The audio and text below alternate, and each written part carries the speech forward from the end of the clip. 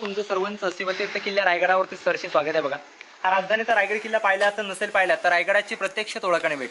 तुम्ही रोपवेणीवरती आलात 5 मिनिटात बसून राजधानी किल्ला रायगडावरती आलात. पायी आला असतात 1,500 पायऱ्या बघा. 1.5 ते 2 तास पायी येण्यासाठी गडावं लागतं. ती गडाची पुढची बाजू त्या काळात मार्केटकडे आपण जाणार आहोत. ते गडाची पुढची बाजू ही गडाची मागची बाजू. गडाचा हा पूर्ण परिसर 1200 एकर किल्ला आहे बघा. आता इकडे बघा समोर जो आपल्याला धुक्यामध्ये उंच भिंतवाला गेट पाहायला मिळतो ह्याचं नाव आहे पालखी दरवाजा. आणि आता आपण सर्वांनी एंट्री केली हा मेना दरवाजा. राजांचे मासाहेबांचे गडाचे खालून पाचडगावातून पालखी आली, इथून आतमध्ये यायची. वाड्यातून मग पालखी सिंहासनाकडे जायची. म्हणजे गेटचं नाव इतिहासात पालखी दरवाजा. गडाची पुढची बाजूकडे आपण जाणार आहोत. प्रत्येक महालासमोर हा दगडांचं चौथरीचं फाउंडेशन बघा समोरचं आहे. प्रत्येक महालासमोर आहे. त्या काळातल्या नोकरांना दासदाशी म्हटलंय. राण्यांची सेवेला जे दासदाशी नोकर होते त्यांची राहण्याची छोटी घरं होती. म्हणजे अर्थात त्या काळातले हे सर्वंट्स क्वार्टर्स. खालचा दगडांचा चौथर पाहायला मिळतो. आता आपण मेन भाग राजांचा वाडा सिंहासनाकडे आतमध्ये जाणार आहोत. बोला छत्रपती श्री शिवाजी महाराज की जय. केले आडवे खिडक्यांमध्ये भिंतीचे आतमध्ये छत्र पाहायला मिळतं बघा. ते गडावरचं अतिमहत्व ठिकाण जिथे आपल्या राजांचा राज्याभिषेक सोहळा झाला त्या भिंतीपर्यंत हा छत्रपती शिवाजी राजांचा राहता राजवाडा. प्रशस्त त्या काळात हे 2 मजली होतं बघा. 2 मजली. हा खालचं चौथर आहे. ह्याच्यावरती त्या काळात लाकडे 2 मजले होतं. आणि आतमधून पूर्णपणे त्या काळात मखमली पडद्याने पैठणी कापडाने सजवलेला वाडा. त्या काळात राजांच्या वाड्याचं महालाचं वैभव कसं असेल कल्पना करा. याच वाड्यात याच महालात आपल्या राजांचं निधन झालं 50व्या वर्षी 3 एप्रिल 1680 ला. चैत्र पौर्णिमा हनुमान जयंती शनिवारी दुपारी 12 वाजता महाराजांचं निधन. हे समोरचं दगडांचं चौथर 3 स्टेप वाला. हे आपल्या राजांचं मुख्य राहण्याचं घर बेडरूम होतं. इथे निधन झालं. इथे कोणत्या जागेवर झालं असं इतिहासात नोंद नाही. इथून पुढे 1.5 किलोमीटरवरती जगदीश्वर महादेवाचं मंदिर आहे. राजे शंकराचे भक्त होते म्हणून त्यांच्या देही कल्लागणे शंकराचे मंदिरासमोर. त्या पॉईंटची माहिती पुढे तुम्हाला सांगण्यात येईल. इकडे उजव्या हाताला पाण्याची टाकी. आता आपल्या घरी सिमेंट सिंटॅक्स ते दगडातली. आणि डाव्या हाताला आंघोळीचं बाथरूम बाथटब त्या काळातलं स्नानगृह. त्या उजव्या हाताकडच्या पाण्याची टाक्या. हा आता आपल्याकडे थंडवाणी फ्रीज कूलर असतात ना त्याच्या काय नॅचरली फ्रीज दगडामध्ये पाणी थंडगार राहायचं. आणि इकडे होतं आंघोळीचं बाथरूम. तर बाद त्या काळातले स्नानगृह बघा. पिक्चरमध्ये किंवा मोठ्या लोकांची घरी पाहतो दगडामध्ये. कारण गडाची मागची बाजू सगळं खराब पाणी गडाच्या खाली आपण निघून जायचं. म्हणजेच त्या काळातले आर्किटेक्ट हिरोजी इंदुरकर इंजिनियर किती हुशार होते कल्पना करा बघा. इकडे वॉटर टँक बाटतं पॅराशूटच्या पुढे तुम्हाला सांगतो. तिकडे समोर इकडे गोलाकार वरती विटांची तुटलेली खडकांमध्ये इमारतीचे बघा सफेद फुलांवाले समोरची. ही त्या काळामध्ये एकावर एक अशी 7 मजली इमारत होती. 7 4 मजली पडले. आता 3 मजली विजयस्तंभ. शिवाजी राजे कोणता गड किल्ले जिंकून आले की त्याच्यावरती पहिला भगवा ध्वज फडकावायचे. विजयाचं प्रतीक म्हणजे विजयस्तंभ. इकडे खाली दगडामधल्या खिडक्यांना डिझाईन काम केलं दगडामध्ये पूर्णपणे गोलाकार बघा. ही राण्यांची बाल्कनी आहे. गडावर 6 राण्या राहायच्या. त्यांना हवेशीर बसण्याचे ठिकाण. आणि आता आपण ज्याच्यामध्ये बघत ही महाराजांची बसण्याची सज्जा गॅलरी बाल्कनी.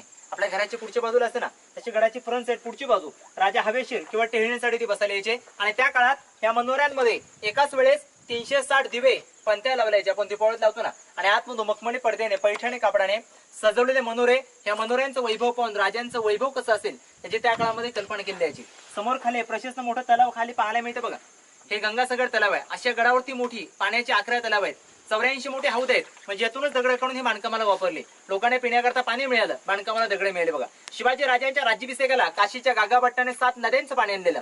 उरलेलं पाणी या तलावामध्ये विसर्जित केलं. म्हणजे याचं नाव तीर्थ पवित्र गंगासागर तलाव. त्याच्यातून छोटी कविता आहे ती म्हणजे असे की गंगा यमुना आणि नर्मदा यांच्या आल्या साऱ्या बहिणी आणले 7 नद्यांचे पाणी. जडले राज्याभिषेकासाठी जल हे झाले तीर्थांची घरं. नाव त्याचे पवित्र गंगासागर. आणि याच्या पुढे आहे रायगडावरचं उत्तरेकडचं शेवटचं टोक. त्याचं नाव टकमक टोक. धोका असल्यामुळे पाहायला मिळत नाही. त्या टोकाला टकमक का म्हटलं तर टोकाची खोली 1250 फूट आहे. उन्हाळ्यात कधी गडावर आला टोकावर गेलात खालची दरी पाहून टकमक पाहू लागतं. चक्कर आल्यासारखं वाटतं म्हणून टकमक टोक. कडेलोट गुन्हेगाराचा गुन्हा कबूल नाही दिला का तिथून त्या व्यक्तीचा पोत्यात भरून कडेलोट केला जायचा. परंतु आपल्या महाराजांच्या काळात तिथून कुणाचाही कडेलोट झालेला नाही बघा.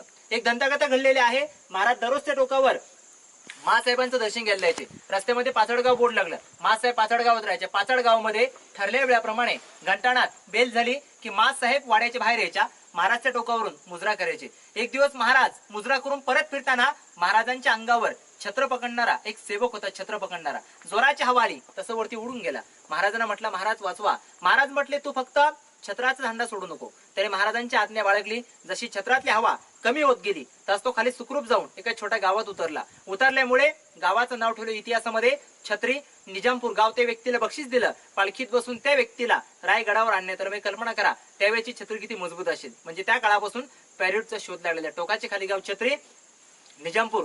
समोर कोपऱ्यात चौकोनी विटांची रूम दिसते बघा समोर इकडे. याचं नाव टाकसाळ. मिंट, आता पैसे असतात नोटा, त्या सगळ्यात राजमुद्रा, शिवराई, होंड कॉईन त्यातमध्ये घडवल्याचे. म्हणजे महाराजांच्या काळातली पैशांची बँक. आता पैशांवर लिहिलं जातं सत्यमेव जयते. तर त्या काळामध्ये होतं प्रतिभचंद्र लेखे व वर्दी विश्व वंदिता शहा सुनशहा मुद्रा भद्राय राजते. जसा प्रतिभेचे चंद्र कलेने वाढत जातो, ते शहाजी राजांचे पुत्र शिवराय यांचं पण राज्य प्रतिभेच्या कलेने वाढत जाईल आणि राजमुद्रा ही लोक कल्याणासाठी होती, अशा राजमुद्रेचा अर्थ होता. आता आपण पुढचा भाग खलबतखाना, सचिवालय, सदर, सिंहासनाकडे पुढे जाणार आहोत. बोला छत्रपती श्री शिवाजी महाराज की जय. कोपऱ्यामध्ये कोरीव आकार एल टाईप दिसतो, कोपऱ्यामध्ये बघा खाली बघा एल टाईप. ह्याच्या आतमध्ये जमिनीमध्ये अंडरग्राऊंड 10 बाय 10 ची आतमध्ये खाली. हेच नाव गुप्त खलबतखाना. म्हणजे त्या काळात गुप्त मीटिंग, सिक्रेट चर्चा करायला झाल्या इथे आतमध्ये जाऊन केलेल्या याच्या.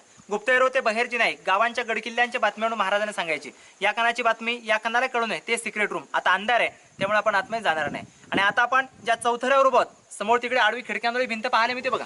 त्या भिंतीपासून तर पाचच्या खिडक्यांवर भिंतीपर्यंत त्याचं अंतर 200 फुटाहून जास्त अंतर आहे. हे त्या काळातलं ऑफिस सचिवालय. जेवढे आपल्या महाराष्ट्रात गडकिल्ले होते त्यांचे लेखी कागदीपत्री व्यवहार इथून या ठिकाणाहून चालला जातो. थोडक्यात त्या काळातले हे मंत्रालय. आणि पाठीमध्ये वळून बघा एकावर एक 2 चौथरच ते का लोखंडी खांबाचे पाठचे.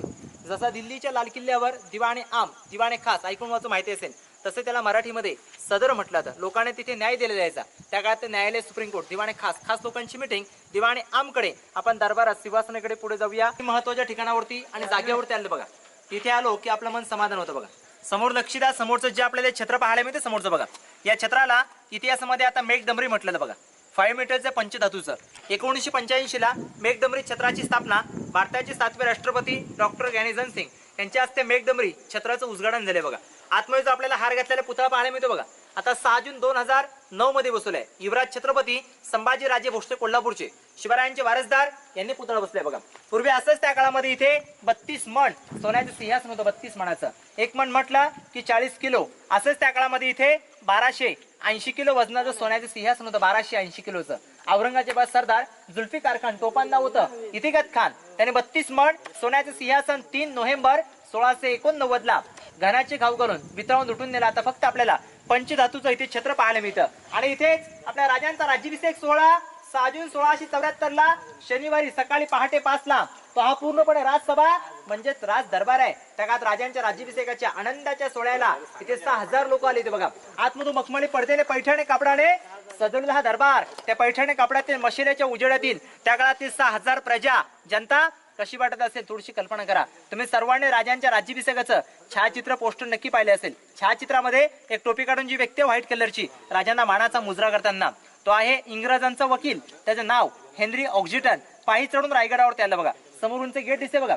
याचं नाव नगारखाना. नगारखान्याच्या बाहेरच्या पुढच्या बाजूला महाराजांच्या राज्याभिषेकाला येणाऱ्यांच्या पाहुण्यांच्या स्वागताला बलाढ्य देहाचे 2 हत्ती आणि 2 घोडे सजवलेले. तो इंग्रज म्हणतो मी 2 पायाचा माणूस. माझ्याकडे गडावर पायी येताना दमचाक झाली तर शिवाजी राजांनी बलाढ्य देहाचे 4 पायाचे हत्ती रायगडावरती आणले असतील कसे. त्या काळात रोपवे लिप नव्हती. रोपवे ते 1996 झाला. ते इंग्रजाने तसंच तो प्रश्न रोजनीशी डेली डायरीत लिहून ठेवला बघा. शिवाजी राजांनी हत्तींची छोटी पिल्ला असताना गडावरती पालखीत खांद्यावर आणली होती. म्हणजे छोट्यापासून मोठ्या करता येतं, मोठ्यापासून कधीच छोटं करता येतं बघा. एका हत्तीची वाढ 4 वर्षात पूर्ण होते. रायगड किल्ल्याची बांधकामं 14 वर्षे चालू होती. हत्तीचा उपयोग काय करून घ्यायचा हे आपल्या शिवाजी महाराजांची दूरदृष्टी बघा. सिंहासनाखाली या 3 पायऱ्या पाहायला मिळतात बघा. पायऱ्या समोरच्या ज्यावेळी महाराज या 32 सोन्याच्या सिंहासनावर आरूढ होण्यासाठी जातात तेव्हा राजांचं अंतःकरण भरून येतं की ज्या वीरांवरती, ज्या पोरांवरती, शूर मावळ्यांवर या हिंदवी स्वराज्य निर्माण झालं, तो जीवाभावाचा एकही सरदार, एकही मावळा